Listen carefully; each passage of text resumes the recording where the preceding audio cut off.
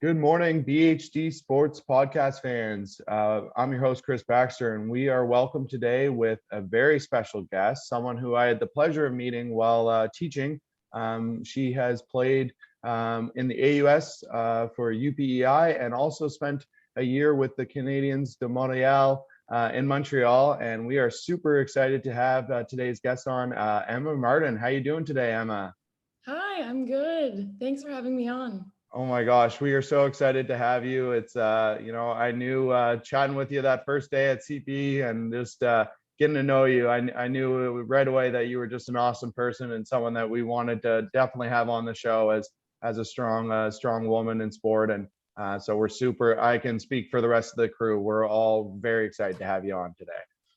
Thank you. I'm excited to be here. No, definitely was pumped when Chris told me you played with who I think is the greatest Canadian hockey player of all time, male or female, Marie-Philip Poulin. Can't wait to hear kind of like stories about your career and everything about it. It's a pleasure to meet you.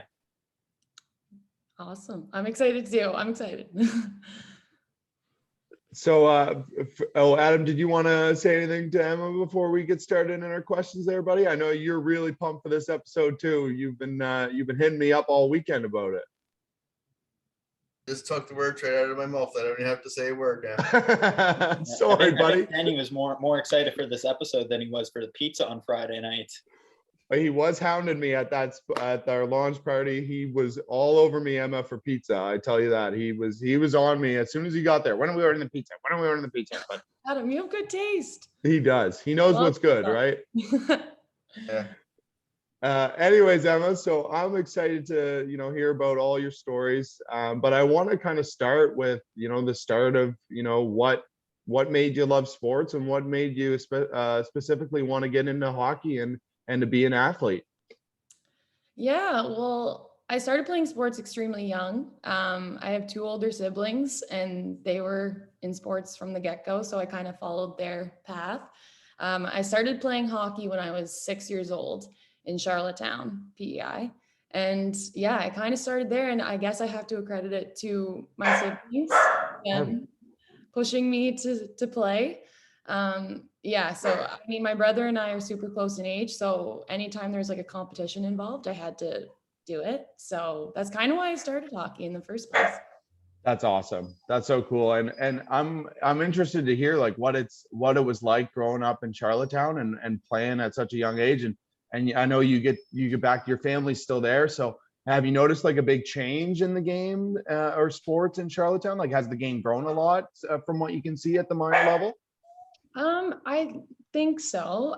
It's still kind of a work in progress, but I can remember growing up and I felt I was like one of the first age groups that was able to play, like for a girl to play on an all girls team, like in the novice age group. Because at that point, if you wanted to play and you were a girl, you basically had to play on the boys team because there was not enough participation.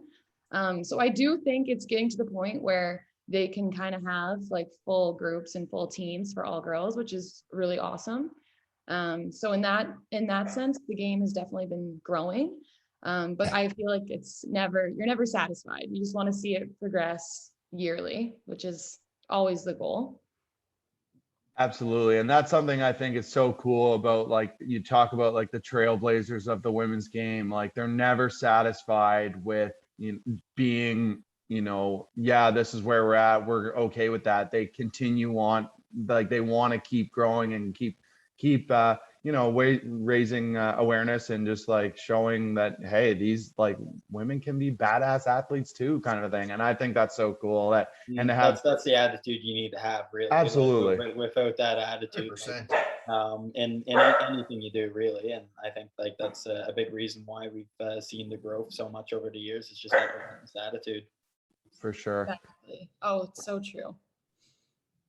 So Adam, why don't you line up your first question for Emma there, buddy? I know you, Adam is a huge AUS supporter and fan. He's our AUS guru. So I know he's AUS chomping at the insider. bit. He is our insider in the AUS, all sports in the AUS. So buddy, what's your first question for Emma this morning? Like, I guess my first question was, what was it like playing in the AUS with going in I don't want to say hostile burns, but going into these burns that like I think like in the last 12 years, I think 9 of the last 12 or well, AUS titles were won by either Moncton, St. Mary's or St. FX. But and like going into a burn like that, was there any nerves like saying, oh, we're gonna get our butts kicked, but at the same time, we're gonna go out there and do what we can? Like, Yeah. I think one of the nice things about the AUS and playing at UPEI, we never classified ourselves as like a talented, we weren't like the Dipsy Doodles, like super high skill teams. We were always like kind of our mentality at UPEI was always be the hardest working on the ice. And that I think is what kind of like motivated us and set us apart in the AUS. Not that we necessarily had the championship wins, but that like other teams would always say every single time we play UPEI, it's the hard work ethic that you get no matter what. And I kind of liked having that like identity at UPEI. And I mean, I learned so much from the AUS, and there's always like St. Mary's, St. FX, St. Thomas, like it was always a battle against them. But again, the nice thing was it was never a blowout. It was always competitive. So it kind of kept you motivated and confident in that way. You never felt like the league was like super divided. yeah. So that was a nice thing about the AUS, and I liked the conference. And before I started there in 2013, UPEI had just come off like a conference win 2 years prior. So it was like a lot of hype going to UPEI at that point. And lately they've been doing really well. So it's nice to see the program do so well. But I always liked the identity of UPEI being the hardest working team in the league. That's awesome. That's so cool to hear. They just hosted nationals, for crying out loud. Like, yeah. Yeah, they have for the past few years now because they had it secured for 2 years to host. And then because of COVID, it just kind of like pushed it. So I think they technically have hosted the past 3 years. Oh my gosh, that's so cool for like, Yeah. oh, that's just wicked to see the recognition. And obviously, you know, you've helped build the culture there, and I think it's so awesome that, you know, that they were credited with hosting, you know, a national tournament. Like that's That's awesome. I have to give shout out to the coach Bruce Donaldson, because he 100% is to credit all the where the program is now. Him and Donnie McFadgen have done like an incredible job. They took it basically from the ground up, and now hosting is amazing. So yeah, That's he so actually cool. retired this year, so it's a big deal for him. How long have they been there, Emma? Bruce has been there for over 10. No, he was probably up to 15. Like he's been there for a while. And then Donnie, he was there like prior to it even being introduced into the AUS. So he's been there since the very beginning. Oh which my God. would probably be like 20 years. Yeah. That's so cool. That's awesome. How do you enjoy like going to UPEI like as a school? Like I know like you had a great hockey career there, and we'll get into like what you did after. But like how was like the whole like university experience at UPEI? I really enjoyed my time at UPEI. I remember entering, I was 17 years old. I was a homebody, didn't really want to go anywhere else. And I really liked the idea that UPEI was this small community. And it's very like family oriented. They always say you're a part of the family, like the Panther family. And so I always liked that aspect. And it's a really small, like varsity athlete core. So you immediately felt like you were a part of something. And I really liked that. And also just being close to home was always convenient. And the idea and the pride that comes along with like playing for the university of your hometown. It was cool in that sense. But I have nothing but amazing experiences from UPEI. Yeah, that's super cool. I mean, I got to play in UPEI for lacrosse a couple times. They only got a lacrosse team in the last like 2 years. Yeah. They ended up knocking us out of a first round of playoffs last year. That's was a heartbreaking end to what was probably my university career. But Charlottetown's also an underrated place to party. I will say that. They got a pretty fun downtown. Like didn't really kind of expect much, but we ended up having our overnight road trip there in Charlottetown. We played the game on the Friday start, so we ended up getting hotels that night. It was a good time, and I was just like, everybody that I've talked to has absolutely loved going to UPEI there. A couple of my good friends from SMU actually finished their degree at UPEI and like played their 5th year on the island once they got a lacrosse team, which is pretty cool to see just how much they just really care about, like how proud they are to be Islanders. Yeah, oh, definitely. You feel that sense like right when you get on campus. So that's really cool to hear. And I'm pumped about the lacrosse like starting up at UPI. So that's good. Yeah, I mean they started their team a couple years ago, and they got like brand new jerseys, brand new helmets and everything. I'm like, Jesus, where the hell you guys get the money for this? Yeah, but it's definitely cool to see have had the league in all 3 provinces in the Maritimes now, excluding Newfoundland, of course. That's great. That's great for lacrosse. That's awesome. So I mean, I get that vibe as soon as you step on the island. So it's cool that they really bring that culture to UPEI, where the people are just salt of the earth. Like I think people from PEI got to get my vote for the nicest, just most generous people, and always welcoming, and just want to show off their beautiful province. And I knew as like I said earlier, when I met you right away, I was just like, this girl is like so cool. And I remember just talking to Caitlin that I was like, you won't believe who and this is kind of leading to my next question. I met a pro hockey player today at gym. Like, so you played a year. It was just the 1 year, right? With the Montreal Canadiennes. Yeah. So when I finished at UPEI, the following fall, I went to Montreal and played with Le Canadiennes in the CWHL, so the Canadian Women's Hockey League. And it was that spring. So played the full season, and the following spring, they announced that the league would be folding due to just sustainability issues. And honestly, the league wasn't at a point where we were happy with it. We wanted to see it grow. And they ultimately thought by kind of folding and starting new would be like the best option, and getting like the right people involved to help like build a more sustainable league. So it folded in the spring of 2019. And from there, the players that were all in the CWHL, we all kind of came together and created what is now called as the PWHPA, which is the Professional Women's Hockey Players Association. And so what that association does is basically advocates for a professional league for women, and kind of goes around North America and just does showcases, showing off the talent that there is. And yeah, essentially is just kind of advocating for a more sustainable league to exist. Like that is so cool and so admirable. And I know we're all so just can't wait to hear stories about your experiences with the league and with the association and stuff like that. So my first question about that is like, and Himy mentioned it earlier, like we are all set here that we think Marie-Philippe Poulin is like the best Canadian player of all time, let alone the best women's player. Like we think most dominant player in the game in Canada history. Like, what was it like playing with a legend like her, and what were your experiences like with her, and with also a trailblazer in the American game in Hilary Knight? Like, what was that like for you? Oh, it was incredible. It goes without saying probably, but there was a lot of pinch me moments. Like I was like, how did I even get here? Like a small town of PEI, and here I am playing with these girls. Like it just didn't feel real a lot of the time.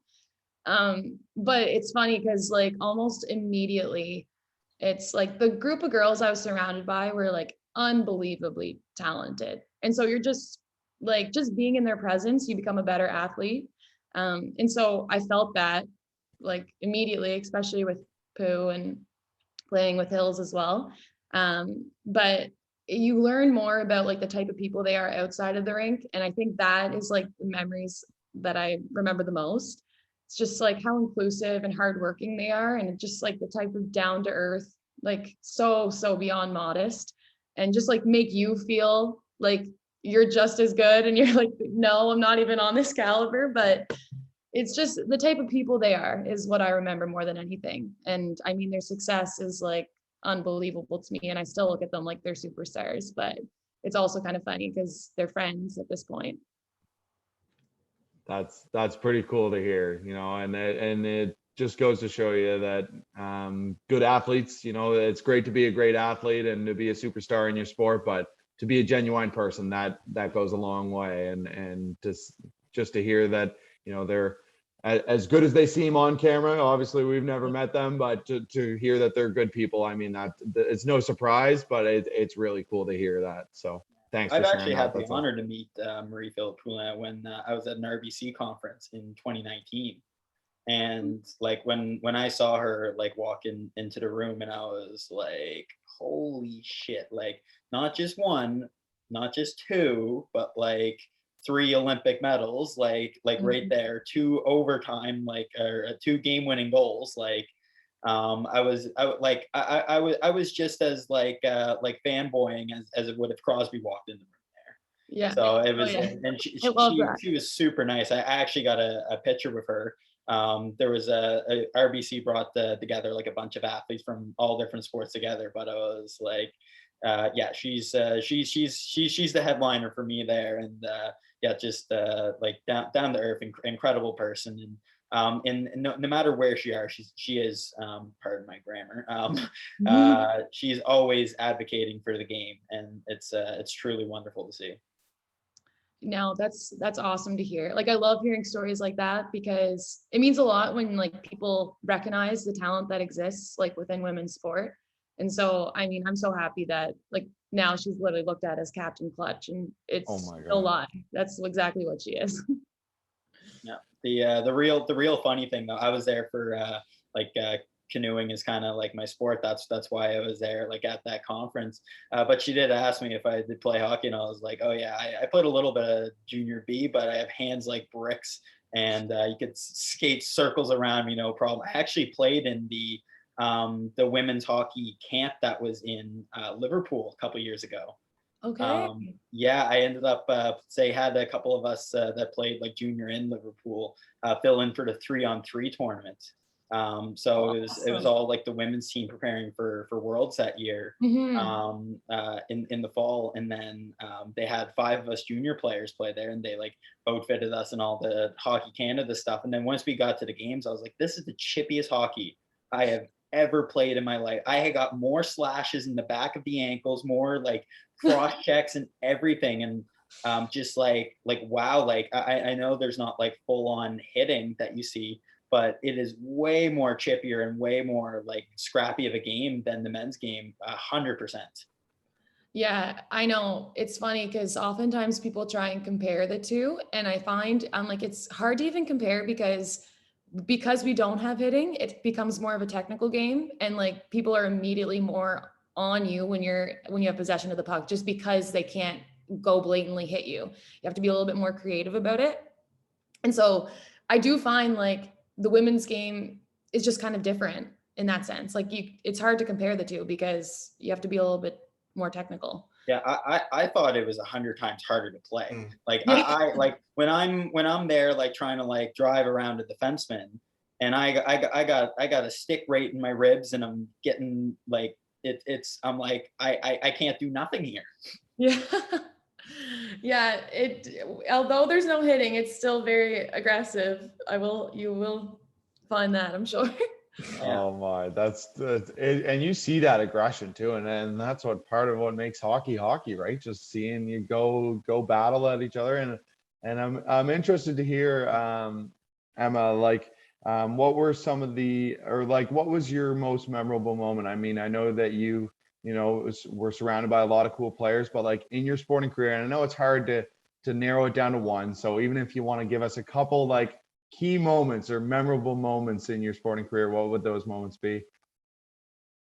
It's funny because like something that has stayed with me to this day is winning the Atlantic Championships in Bantam. Like, it's so funny to think, but I'm like, you don't forget those like moments. Like winning a championship when you're that age was huge for me. And that's something that like sticks with me to this day. But like, I honestly accredit like my hockey career to just having so many like really amazing moments in my youth. Like that is what pushed me and drove me to want to be competitive with hockey. And it's because I had such amazing coaches in minor hockey and was surrounded by girls that were extremely competitive and took hockey seriously. Like those were the moments I like cherish the most, because it's like what pushed me to like want to make it to the next level. You don't really realize how valuable like minor hockey is until, I mean, I'm sure you can ask like any person or athlete that plays now at their sport at a high level. It's like those foundational years, like that's what shapes your love for the game or your love for your sport. And so most of like my like most amazing memories I like love to think of are like my Bantam and midget days. But obviously like going to Montreal and just, I mean, any moment from Montreal was incredible just because I was surrounded by so many talented individuals. It was a lot of pinch me moments. Were you living in Montreal when you were playing there? Yeah. So Oh, lived there that's for, awesome. Yeah, yeah, Montreal is an awesome city. I love Montreal. Yeah. So I basically moved when COVID hit. Like when COVID hit, the league kind of just had to be at a standstill. And so that's when I moved back to PEI. Yeah. That's pretty cool to hear. I mean, I know for me, someone who, you know, didn't make it professionally or didn't make it as far as I would have liked to. And, you know, I look back at those years, you know, playing in Bantam and playing at the high school level, that was the highlight for me. So to hear someone that did make it, you know, to a pro level and who played with these amazing players, to still have appreciation for the kids you grew up playing the sport that you love with, I think that's super cool to hear. So thanks for sharing that story. That was awesome. Not only that too, but to have a team from PEI to win Atlantics, when you mentioned earlier that in novice you had just enough girls to like make a team. Like that's a huge deal, and congratulations on that. Like that must have Thank been you. not just a great moment for you, but for the whole city of Charlottetown. Yeah, no, it was honestly, it kind of was like, it did feel like really big because it felt like we kind of started from the bottom and worked our way up, which was pretty cool. So yeah, no, it was a big deal at that time. That is a huge deal, Yeah. 100%. That's amazing. So we're super proud of you for that. That's for sure. Adam, I know you had a question. You're hoping that Emma's a Bruins fan, but what was your next question for Emma, buddy? She lived in Montreal. There's no way in hell she's a Bruins fan. No, but okay, I'll twist that question there then, Emmy. Okay,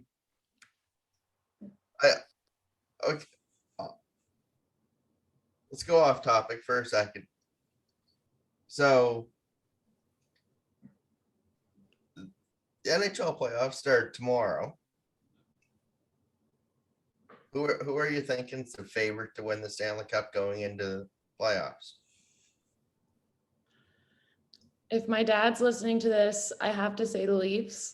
Oh, how does that feel, boys? How does that feel? No. I didn't want this Hey. backlash though. But Oh, I know, just for the sake that the Leafs tend to always ruin it in playoffs, and so I'm hoping that this I year's. know, that's the joy of it. So what's your team? So I think I told Chris this not too long ago, but I consider myself an anomaly, and I actually cheer for both the Habs and the Leafs, which I know is kind of crazy. Sounds like treason. Yeah. But I mean, I also love the rivalry that they have, and I love seeing both teams do well. So, but I have to say, I mean, I grew up a Leafs fan because my dad and my siblings all were, and I like seeing the Leafs do well. I like that answer, and Emma and I did chat about that a little bit. And you know what? I am the biggest Habs fan, but Yeah. I do think it is good for the game when you have like a market like Toronto, that so I can respect that answer. I really can. And honestly, I'm actually wouldn't mind seeing the Leafs. I mean, I don't want to see the Bruins win, I'll tell you that much. So I definitely would rather see the Leafs. Yeah, Himmy's liking that answer, aren't you, buddy? Breaks my heart. Yeah, well, the Bruins, I just Jersey can't stand them. too. I know. But that kind of leads to our next question here. And I know we met through teaching. So obviously you got your butt kicked in a soccer game against me, no big deal or anything. But I want to know, like, what sport has taught you that you can now apply to your profession as a teacher, and what kind of inspired you to make the career change and to be a teacher? Have you always wanted to be one, or what kind of inspired you, and what have you learned from sports that you can apply to teaching? Yeah, I mean, teaching has always been like something that's been on my radar, but I would say probably like having those experiences through sport is kind of what pushed me, and like having a leadership role within sport also kind of pushed me to the teaching profession. And ultimately, I think it kind of shaped my whole like teaching philosophy, because I do kind of treat every class like it's a team. Like I want to instill good leaders within those groups, and I mean, ultimately those people are our future leaders. So it is a passion of mine to try and, you know, be a leader, and so teaching is a good platform to do so. But you know, teaching it's one of those professions that's extremely rewarding and humbling at times, but it's something that you feel like you're kind of contributing to something great. And so I've always like had a passion for leading, and I think teaching is something that you're able to put those skills to work. So I've been really liking my teaching career so far. And I got to say, you were like, it's not easy to go into, especially like the grade 10 phys eds, which is like, just so you guys know, it's literally like 60 teenage boys that are just running around. And Emma came in and they respected you right away. They, you know, it was we all had a great, you know, I couldn't believe we actually got paid to be there. You're a better athlete and a better hockey player than every single one of them. Well, exactly, right. And she did do great in the soccer game. I mean, my team won, but I mean, it wasn't because of her or anything. It was just, you know, but the power of Chris was just too much to handle. Yeah, pretty much, right? I mean, no, but seriously, like just to come in and I remember my next day at CPE when after your couple days there, and they were asking, you know, is Miss Martin coming back? Is Miss Martin? Because like you just had that infectious personality, and you wanted to give back, and you want to make change in such a important age for these young athletes. And I thought it was super cool, and I think you do. Honestly, you're already an amazing teacher, and there's even greater things to come from you. So. I thought it was great to see you in that setting, and I know you're gonna be great for many years at that profession for sure. Thanks, Chris. I feel like I could say the exact same thing to you. Your like personality is like literally perfect for teaching. You're such a people person, and it's infectious. So thank you for making it so enjoyable. Spreading the positivity. Love to see it. Exactly. Well, we're all about that at BHD Sports, right? We're all about the positivity. Like we said there at the start of the show, I coach at Millwood, and we not only want to make them better people or better athletes, sorry, we want to make them better people, better leaders. Like there are leaders of not legitimate tomorrow, but they're the leaders of tomorrow. Like they're absolutely, yeah. And hoping what they take away from us, they can implement it to their own life and bring it to the next generation after them. And it'll go from there. It'll hopefully go viral. Yeah, no, true. It's like a tumbling effect. It's like the impact you have on them, they can impact somebody else. It's, yeah, no, you're so right, Adam. But do you realize we as teachers and coaches learn just as much from them as they do from us? Yes. Oh, like, that's true. like you can split it.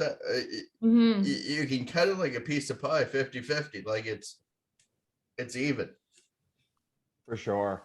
And Yeah. I think it's cool that you can kind of like with your when you started playing minor sports and like you said, like there wasn't that recognition for the women's game, but you teach those values that you kind of came up, getting grown up and raising, with hard work and never giving up and stuff like that, and those lessons that you learned as a kid and that you probably taught your teachers, you can now install on today's kids. And I think that's pretty cool that it's kind of, some of the values that you had as a kid, and now you can kind of teach those, and hopefully you'll have the same impact on some of the kids that you're teaching. I think it's super cool. Oh, absolutely. I know, because ultimately I think about all the coaches and leaders in my life that had an impact on me, and that's heavily why I teach or coach the way I do now, is because of them. So it's pretty cool to think about. Absolutely. That's awesome.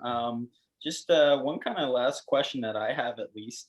Like we talked a lot about hockey. Like, did you play any other sports like growing up? Like, were you like involved in any other sports in a capacity? And if you can kind of touch a little bit on that. Like, I think being a multi-sport athlete is very important for any young athletes to be a part of. Like, I always enjoyed playing multiple sports, but just wanted to hear you kind of touch on it. Someone who's played hockey at a professional level talk about the importance of being a multi-sport athlete. Yeah, I couldn't agree more. Like multi-sport, the more the sport, the more transferable skills, I feel like. I grew up playing soccer very competitively too. So soccer and hockey were always like kind of like my main sports. And then once I hit high school, I started to take track and field like very seriously as well. So I credit like having different sports in my life, having that balance kind of helped my hockey career go to where it was. But yeah, no, I put so much emphasis on sport and like youth development and personal growth. Like I have such positive outlooks on sport because of that. And so I think the more opportunity you have to play and giving kids and youth and all adults ultimately the opportunity to play sport, I think it's so valuable. Yeah, very, very well said. Very well put. And Emma, like you talk about the values of sport, like I see a coaching career in your future, girl. Like I think you would make a great coach. Like, is that something that you ever thought about, like wanting to after your playing days? I know you're still in your prime playing wise, but would you ever consider like being a coach? I think you'd do great at that. Well, thank you. Yeah, I do have quite a few coaching experiences. Like in the summers, I would always coach spring hockey. Obviously couldn't during the years because I would be playing myself and it was too much of a time commitment. Too But busy in the show, not a big deal. yeah. Yeah, exactly. Brush it off. No, but during COVID, I actually coached or helped coach. I shouldn't take all credit at all. A U18 girls team back in PEI, and that was an incredible experience. And I mean, I love being involved in any way, especially when it comes to the women's game. Like I love to try and be there, be a face of somebody who has kind of seen some elite girls play, I guess.